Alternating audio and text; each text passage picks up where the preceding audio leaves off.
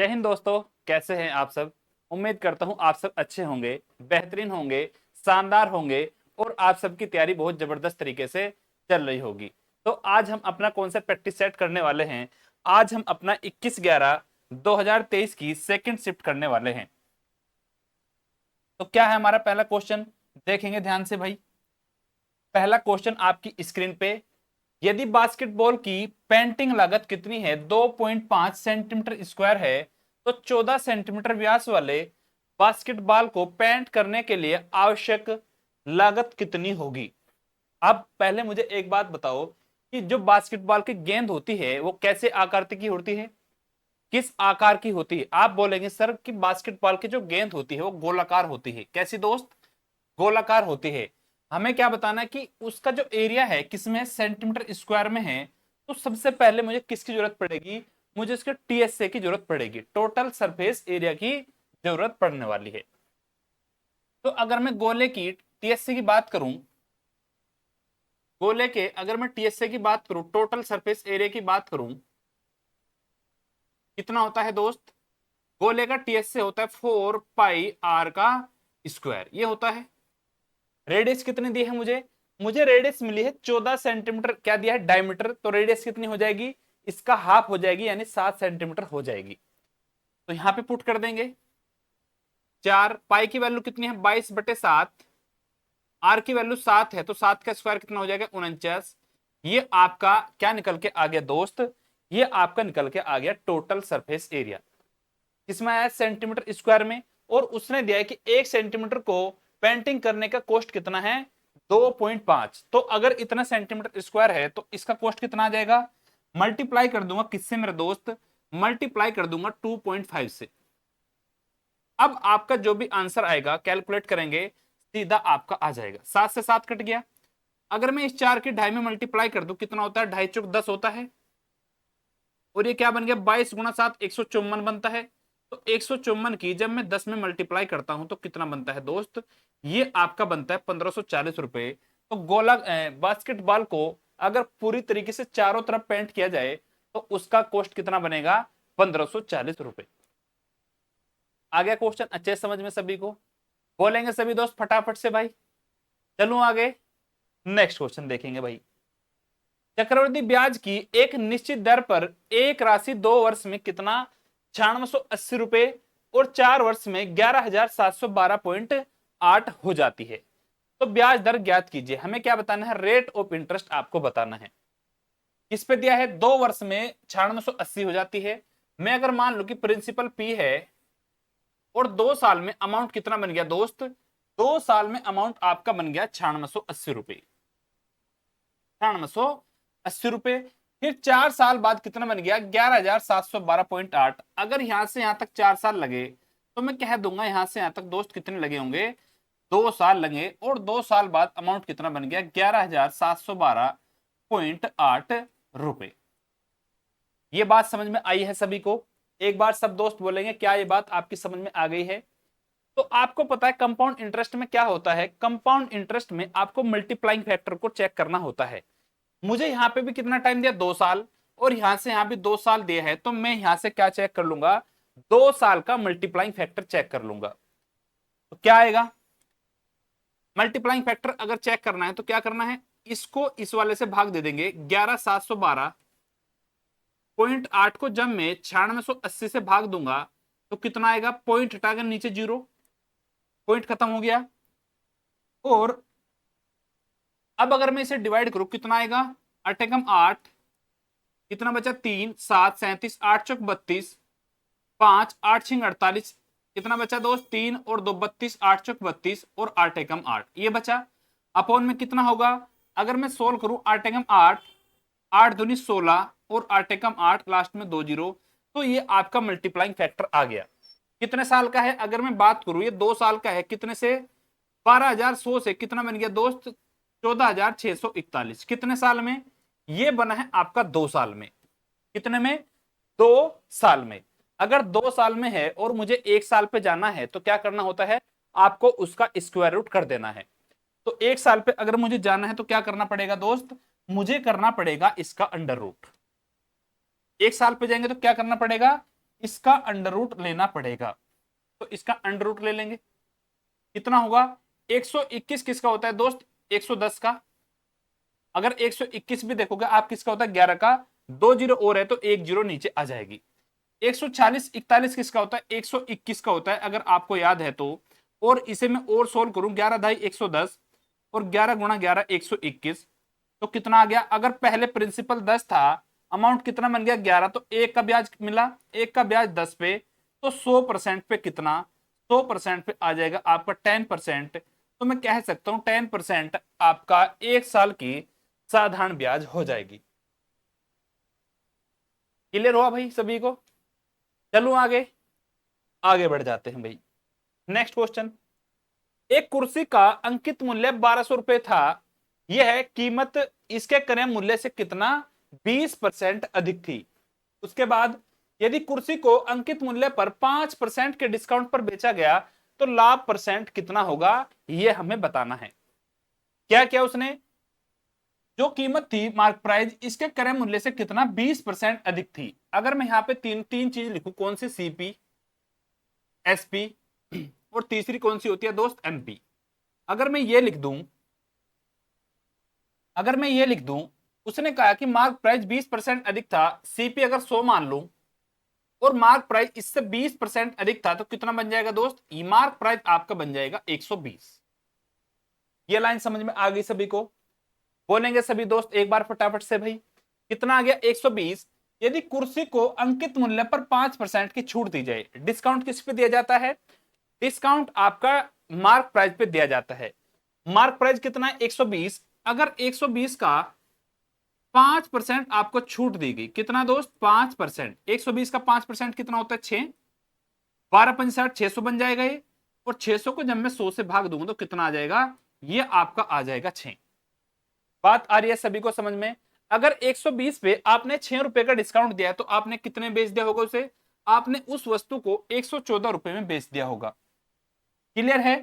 तो 100 रुपए की चीज को आपने कितने बेच दिया 114 में, कितना का प्रॉफिट हो गया आपको, आप बोलेंगे सर 14% का ओवरऑल प्रॉफिट निकल के आ गया, यानी ऑप्शन नंबर बी आपका राइट आंसर बन गया। बोलेंगे सभी दोस्त, आ गया समझ में। आगे बढ़े नेक्स्ट क्वेश्चन, उस त्रिभुज का क्षेत्रफल सेंटीमीटर स्क्वायर में क्या है जिसकी भुजा कितनी है 3 सेंटीमीटर, 4 सेंटीमीटर और 5 सेंटीमीटर है। तो क्या आपको एक चीज यहां से नजर आई, यदि आपने ट्रिपलेट पढ़े होंगे तो आपको एक चीज याद होगी कि 3 4 और 5 क्या होता है आपका सबसे पहला ट्रिपलेट होता है। और जब ट्रिपलेट होता है तो किस पे बनता है वो, अगर ये ट्रिपलेट है तो राइट एंगल ट्राइंगल होगा 100%। इसकी भुजा क्या दी है 3 4 और 5, ये आपका राइट एंगल ट्राइंगल बनेगा, बिल्कुल 100% राइट एंगल ट्राइंगल बनने वाला है। तो इसका एरिया क्या होता है, राइट एंगल ट्राइंगल के अगर मैं एरिया की बात करूं तो क्या होता है दोस्त 1/2 base into height, base into height क्या हो जाता है, ये आपका एरिया निकल के आ जाता है। सोल्व कर देंगे 1/2, बेस कितना है 4 और हाइट कितनी है 3, तो यहां से कितना आ जाएगा 2 दूनी 4 और 2 तिये 6, तो आपका एरिया निकल के आ जाएगा 6 centimetre square. Option number C का होना प्यार है आपका बिल्कुल सही आंसर बन जाएगा। आ रहा है सभी को समझ में। नेक्स्ट क्वेश्चन देखते हैं, करेंगे फटाफट से। यदि 800 पर 4 वर्ष का और 600 पर 2 वर्ष का साधारण ब्याज एक साथ मिलाकर कितना है 280 रुपए, तो वार्षिक ब्याज दर कितनी है ये हमें बताना है। किस किस का, 800 पर 4% का। सिंपल इंटरेस्ट का फॉर्मूला एक बार आप सभी लोग कमेंट में लिखेंगे, क्या होता है principal into rate into time upon में क्या होता है 100, ये होता है।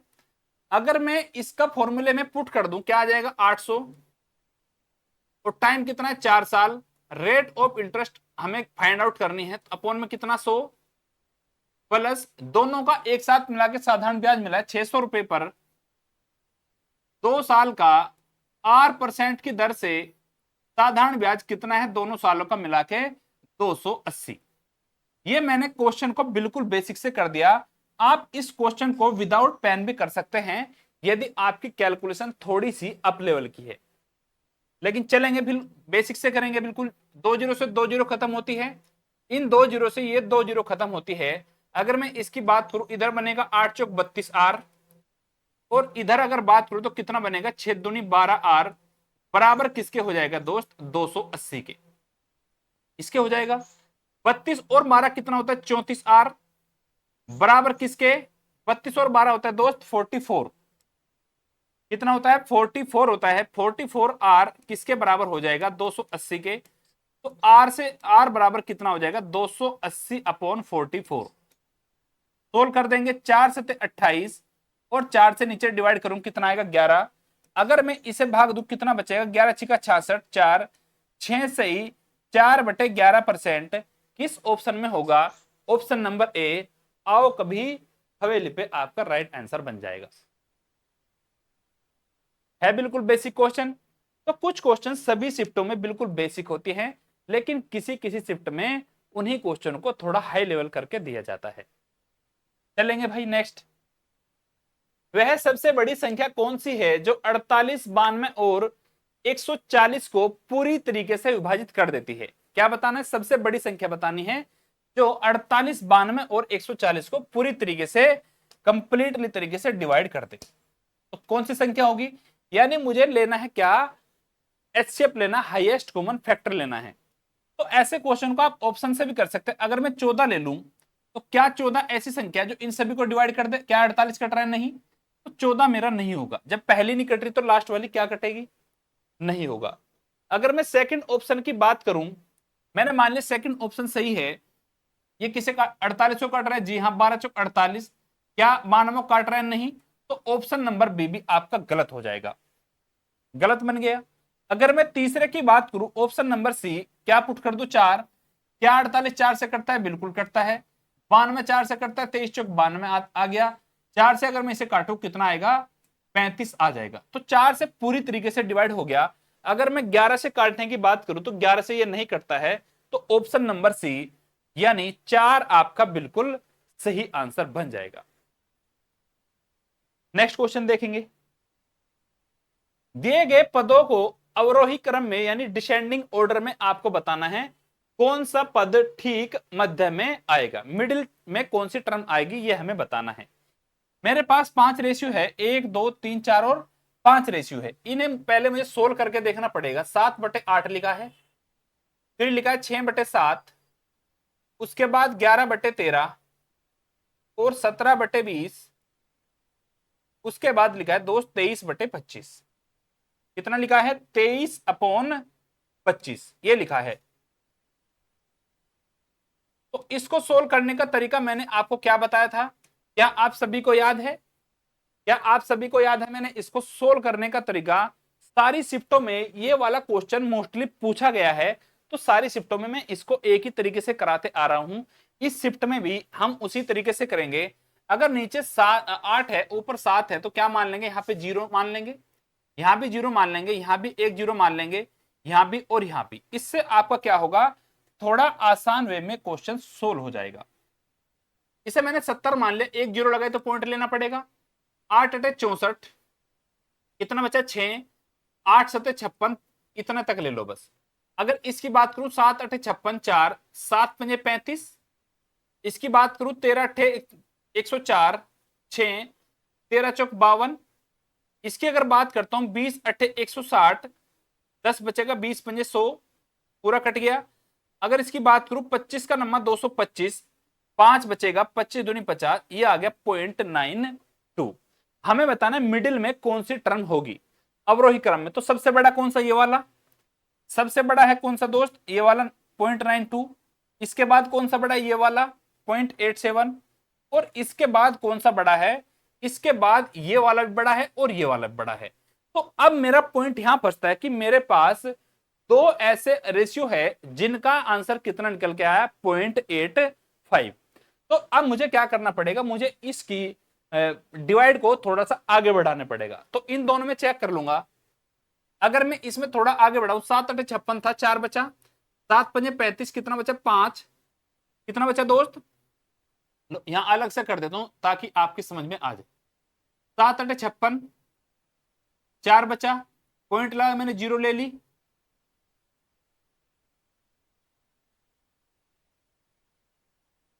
7 8 56 हो गया, 4 आ गया भाई 0, 7 पंजे 35, कितना बचा 5, और फिर से 0, 7 अठे 7 सत्ते 49, कितना आ जाएगा ये 0.857, ये आ जाएगा 0.857। इसकी अगर बात करूं 20 अट्ठे 160 और 20 पंजे 100, ये यहीं पे खत्म हो जाता है, तो कौन सा बड़ा होगा? देखो इसमें और इसमें कौन सा बड़ा है दोस्त? ये वाला। तो मैं कह सकता हूं 6/7, इसके बाद आएगा 6/7 वाला, कौन सा ऑप्शन होगा? Option number B for Baahubali आपका राइट आंसर बन जाएगा। तो कुछ क्वेश्चन आपको क्या करता है दोस्त, फंसा के देता है। और इस क्वेश्चन में क्या है, दोनों ही आंसर दिए हुए हैं, जिसमें 0.85 तो यानी 17/20, 17/20 भी दिया हुआ है। तो कुछ बच्चों ने इसका आंसर कितना लगाया होगा? 17/20 लगाया होगा, और कुछ बच्चों ने इसका आंसर लगाया होगा 6/7। तो जिसका 6/7 था उसका आंसर बिल्कुल सही था। नेक्स्ट चलेंगे। यदि एक लंबवर्तीय बेलन के आधार की त्रिज्या कितनी है, 20 सेंटीमीटर बढ़ा दी जाती है और ऊंचाई 30% कम कर दी जाती है, तो इसके आयतन में कितने परसेंट की वृद्धि या फिर कमी होती है, यह हमें बताना है। बेलन के आधार की त्रिज्या कितनी दोस्त? 20% बढ़ा दी जाती है। अगर मैं रेडियस की बात करूं, पहले आप मुझे बताओ बेलन का वॉल्यूम कितना होता है? बेलन का वॉल्यूम होता है पाई आर स्क्वायर एच, ये होता है पाई आर स्क्वायर एच। मुझे दिया क्या? रेडियस और हाइट, तो हमें बताना वॉल्यूम में कितना चेंज आएगा। तो जब भी आपको परसेंटेज में चेंज लाना हो तो क्या होता है, जो भी मल्टीप्लाई में वैल्यू होती है कांस्टेंट वैल्यू, उस पे हम ध्यान नहीं देते, तो सीधा मेरा वॉल्यूम किस पे डिपेंड होगा? रेडियस के स्क्वायर पे इंटू हाइट के मल्टीपल पे, ये हो जाएगा। तो मैं यहां लिखूंगा सीधा दोस्त रेडियस का स्क्वायर और हाइट, ये लिखूंगा भाई, सीधी सीधी मैं मल्टीप्लाई कर लूंगा एक ही बार में। रेडियस कितनी थी? 20% बढ़ी, पहले 1/5 थी, 5 से कितनी बन गई दोस्त? 6। कितनी बन गई? 5 से 6 बनी, इसका स्क्वायर लेना है। और हाइट में कितने का चेंज हुआ? 30% कम होगी, यानी 3/10।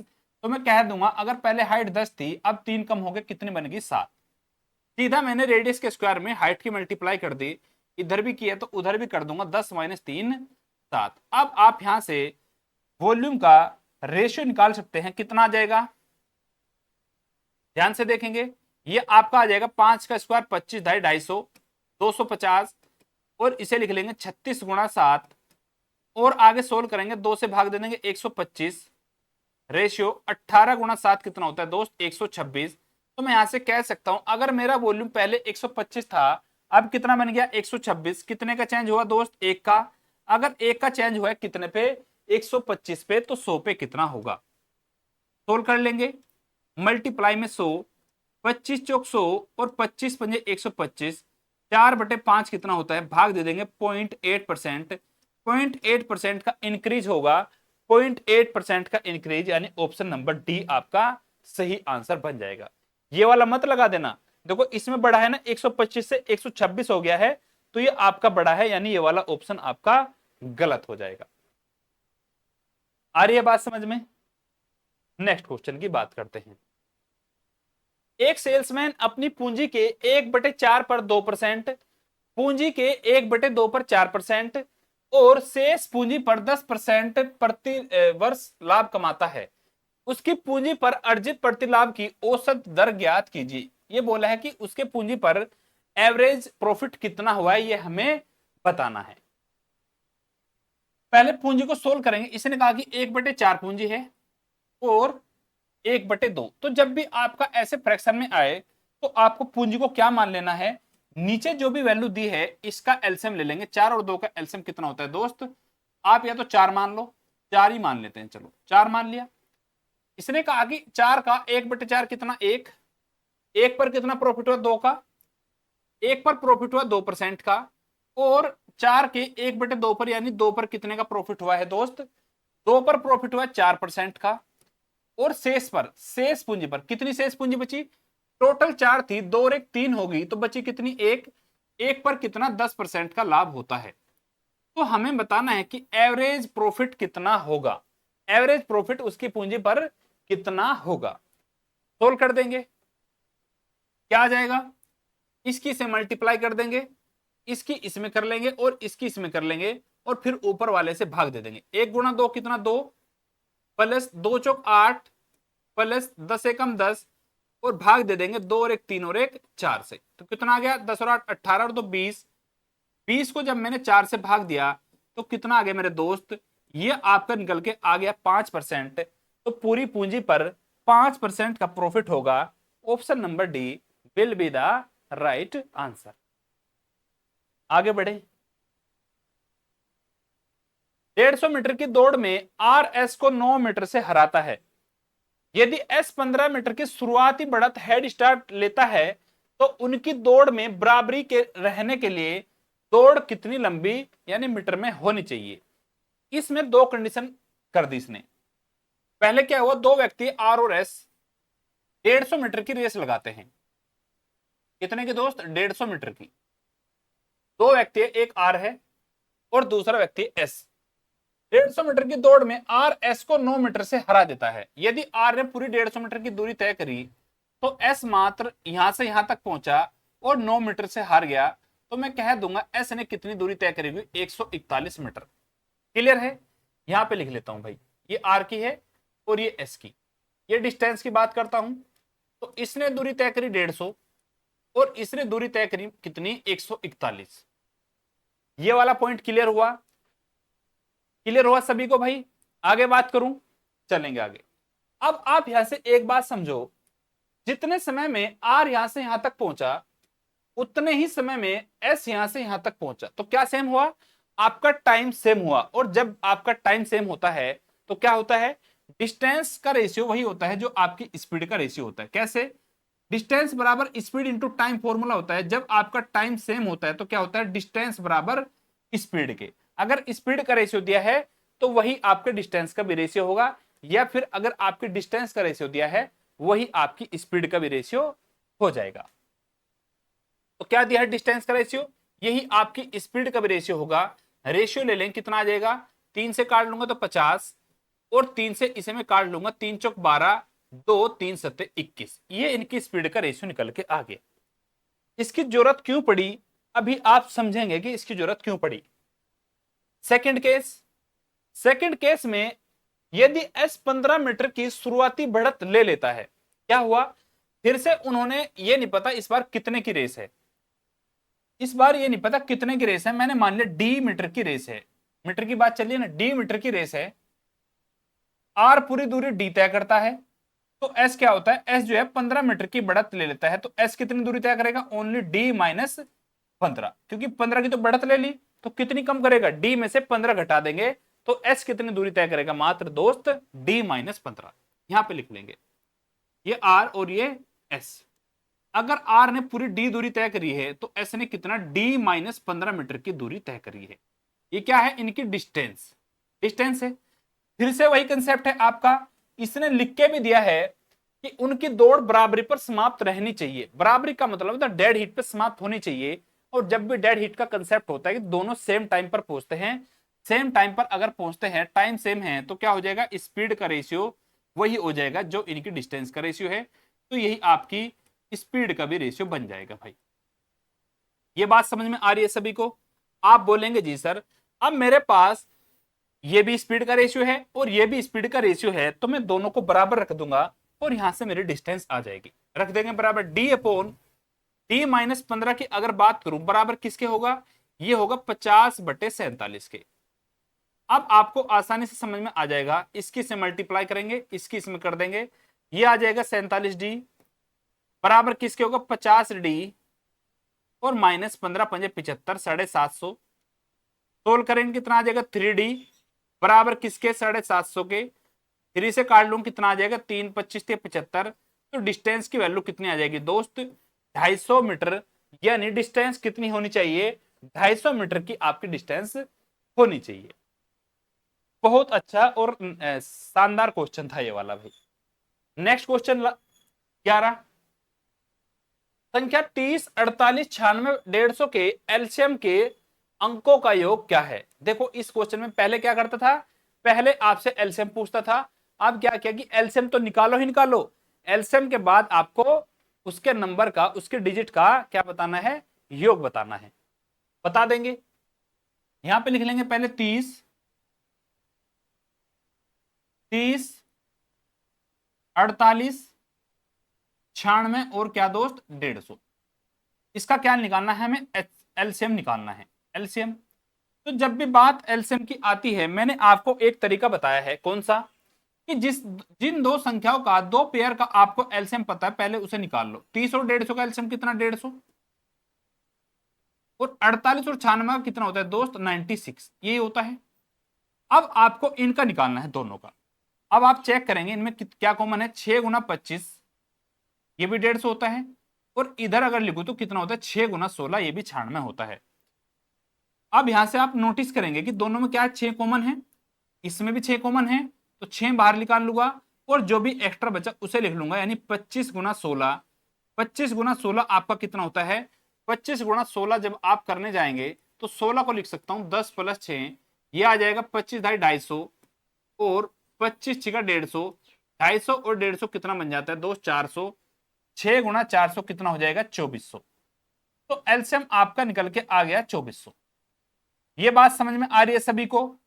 एलसीएम कितना आगे निकल के आपका? 2400। लेकिन हमसे उसने एलसीएम नहीं पूछा है, हमसे पूछा है कि एलसीएम के अंकों का योग कितना होगा। अंक क्या है? 2 और 4, 2 और 4 6, जीरो ऐड करेंगे जीरो आ जाएगा। तो एलसीएम के अंकों का योग 6 हो जाएगा। ऑप्शन नंबर सी आपका राइट आंसर बन जाएगा। आगे बढ़े, चलेंगे भाई नेक्स्ट क्वेश्चन पे। 1 से 43 तक सभी विषम संख्याओं का एवरेज ज्ञात कीजिए। Find the average of all odd number from 1 to 43। तो क्या होता है इसका कंसेप्ट? अगर 1 से लेके 43 तक के हमें क्या बताना है? ओड नंबर का एवरेज बताना है। इसका दोस्त 1 से लेके 43 तक के ओड नंबर का हमें एवरेज बताना है। तो क्या फॉर्मूला होता है इसका? जिनके बीच में सेम डिफरेंस हो, सेम गैप हो, तो उसका एवरेज का फॉर्मूला इतना सिंपल होता है, आप बिना पेन उठाए कर सकते हैं। एवरेज क्या होता है उनका? First term plus last term और अपॉन में कितना? 2 आ जाएगा। फर्स्ट में कितना है? 1 और लास्ट में कितना है? 43। भाग दे देंगे 2 से तो कितना आ जाएगा दोस्त? 43 और 1 44। और इसका आधा कितना होता है? 22 होता है। तो कितना एवरेज हो जाएगा? एवरेज हो जाएगा 22, यानी ऑप्शन नंबर बी सही आंसर बन जाएगा। बात आ रही है सभी को समझ में? Next question. यदि डेविड 25 रुपए में 10 केले खरीदता है और 45 रुपए में 9 केले बेचता है, तो परसेंट लाभ ज्ञात कीजिए कि कितने परसेंट का उसको प्रॉफिट हुआ है, ये हमें बताना है। 25 रुपए में कितने? 10 केले। अगर मैं इधर बात करूं कितने दोस्त? 10 केलों का सीपी कितना है? 10 केले का सीपी कितना है? 25। तो मुझे अगर चेक करना है तो एक का पता करना पड़ेगा। एक का सीपी कितना हो जाएगा? इससे भाग देता हूं, कितना आ जाएगा? 2.5 रुपए। कितना दोस्त? 2.5 रुपए। उसके बाद उसने क्या? 45 रुपए में 9 केले बेच दिए। कितने में? 45 रुपए में 9 केले बेच दिए। अगर 9 केले का एसपी कितना है? 45। फिर मैं एक की बात करता हूं तो एक का एसपी कितना हो जाएगा? 9 पंजे 45।